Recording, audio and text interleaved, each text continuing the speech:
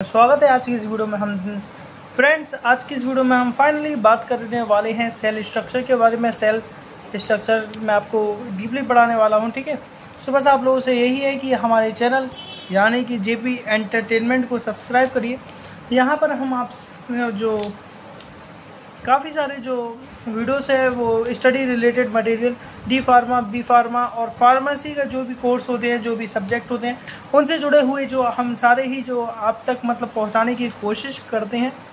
सो आप लोगों से उम्मीद हमारी यही रहती है कि आप लोग बस जो है वो आप लोग हमारे वीडियोस को पसंद करिएगा।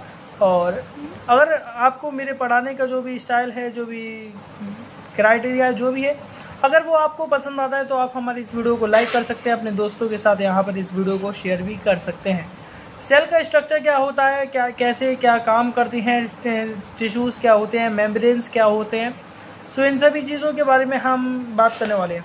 ये चीज़ें ठीक है आपको काफ़ी पहले ही सीख जानी चाहिए, पर अगर आपको नहीं पता है तो ठीक है, उसमें कोई भी प्रॉब्लम वाली बात नहीं है, ठीक है।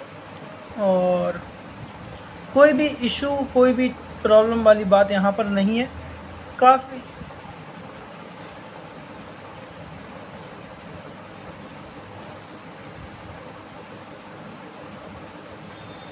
ओके, ठीक है।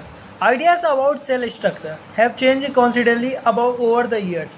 Early biologists say cell as simple membranous sacs containing fluid and a few floating particles. Today biologists know that cells are infinitely more complex than this.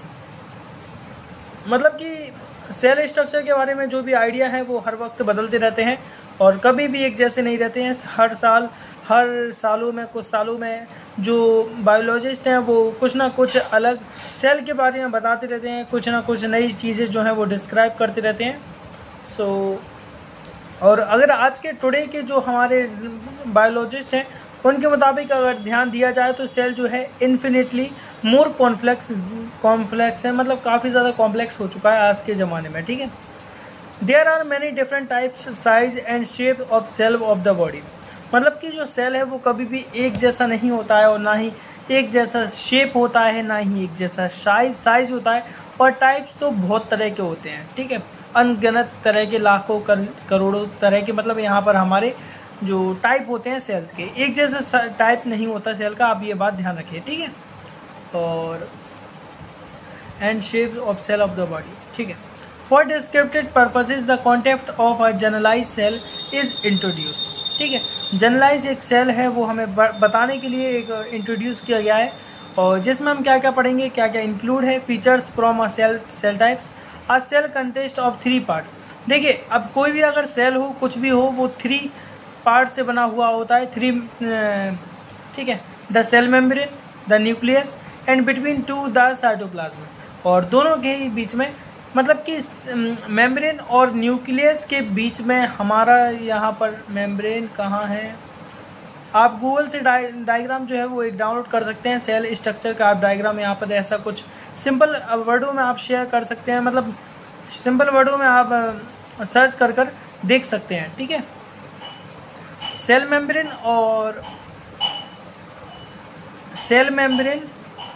और न्यूक्लियस। सेल मेम्ब्रेन हो गया हमारा, ये हो गया, और न्यूक्लियस ये हो गया। अब इसके बीच में क्या पड़ता है हमारा, साइटोप्लाज्म, ठीक है। जो बीच के, इन दोनों के बीच की जो लेयर होती है, जो भी पोर्शन होता है, पार्टीशन होता है, उसे हम यहाँ पर क्या कहेंगे गाइस, हम कहेंगे उसे साइटोप्लाज्म। अब with in the cytoplasm lie intricate arrangements of fine fibers and hundred or even thousands of minuscule but distinct structure called organelles, ठीक है। ये जो बात है वो आपको समझ में आ चुकी होगी यहाँ पर। अब सेल मेम्ब्रेन क्या है उसके बारे में हम जान लेते हैं, ज़्यादा डीप में नहीं जाएंगे, बस ऊपर के पढ़ लेते हैं। Every cell in the body is enclosed by a cell, जिसे हम क्या कहते हैं, प्लाज्मा और मेम्ब्रेन कहते हैं, ठीक है। और the cell membrane separates the material outside the cell into extracellular from the material inside the cell, intercellular. It remains the integrity of a cell, control passage of materials into and out of the cell. ठीक है। All materials within a cell must have access to the cell membrane, the cell boundary for the needed exchange, ठीक है। इसके बाद nucleus और न्यूक्लियोस के बारे में पढ़ लेते हैं। तो न्यूक्लियस हमारा कैसे बनता है, formed by the nuclear membrane के वजह से बनता है। अराउंड अ फ्लूइड न्यूक्लियोप्लाज्म में जो फ्लूइड रहता है न्यूक्लियर के आसपास, उसकी वजह से हमारा न्यूक्लियोप्लाज्म बन जाता है। It is the centre of the cell, centre जो सेल है हमारा सेल है उसके बीचों बीच हमारा क्या मिलता है, हमें न्यूक्लियस मिलता है, ठीक है। इतना ही पढ़ेंगे बस, और ज़्यादा कुछ पढ़ने लायक नहीं है, और ऊपर ही ऊपर से पढ़ लेते हैं। अब साइटोप्लाज्म में क्या है, uh cytoplasm is a gel like fluid inside the cell. एक जो सेल के अंदर एक फ्लूइड टाइप का भरा हुआ होता है पूरे ही सेल में, आप देख सकते हैं डायग्राम में जो अगल बगल जो है वो देखने को आपको मिलेगा, उसे हम कहते हैं कि साइटोप्लाज्म है, ठीक है। It is a medium for chemical reaction, अगर कोई भी केमिकल रिएक्शन होती है चाहे फिर अंदर हो या फिर बाहर हो, cytoplasm is the most basic cytoplasm to carrying this जो रिएक्शंस, ओके, गॉट इट। और साइटोप्लाज्म के फंक्शन क्या होते हैं, बहुत सारे होते हैं, जैसे कि सेल एक्सपेंशन होता है, ग्रोथ होता है, replication and carried out of the cytoplasm of a cell, ठीक है, ये बात है। और इतना ही है, कुछ ज़्यादा लंबा मतलब नहीं है, और थोड़ा बहुत और मैं आपको बता देता हूँ। और सेल के क्या फंक्शन होते हैं, और साइटोप्लाज्म में हमने पढ़ लिया है, सेल डिवीज़न भी अब चलिए। और DNA replication and protein synthesis, अब डीएनए रेप्लिकेशन क्या होता है और प्रोटीन सिंथेसिस क्या होता है, ये जो आज का हमारा लास्ट टॉपिक है इस वीडियो का। और इसके बाद हम जो है वो सेल स्ट्रक्चर का बस इतना ही सही टॉपिक था, और काफ़ी स्टूडेंट बार बार रिक्वेस्ट कर रहे थे कि सर आप सेल स्ट्रक्चर के बारे में पढ़ाइए एक बार फिर। सेल मतलब हमने पहले पढ़ा था और अभी हमें याद नहीं है, आप प्लीज़ एक ऐसा वीडियो बनाइए जिसकी मदद से हम सेल स्ट्रक्चर के बारे में अच्छे से पढ़ सकें, ठीक है स्टूडेंट। सो उन सभी लोगों के लिए स्टूडेंट ये वीडियो है।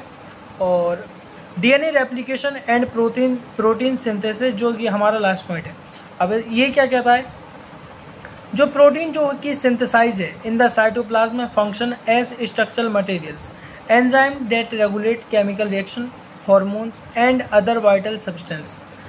DNA in the nucleus direct protein synthesis in the cytoplasm. A gene is the portion of DNA molecules that control the synthesis of one specific protein molecule. Messenger RNA carries the genetic information from the DNA in the nucleus to the sites of protein synthesis in the cytoplasm.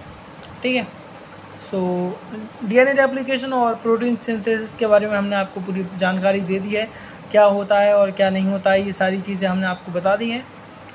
और इसी के साथ जो आपका homework है, और जो मतलब कि मैं आपको ढूंढने के लिए कहूँगा कुछ, सो आप बस ये बता दीजिए हमें कि जो मैं आपसे एक क्वेश्चन पूछ रहा हूँ, ठीक है, जो वो आपको बताना होगा।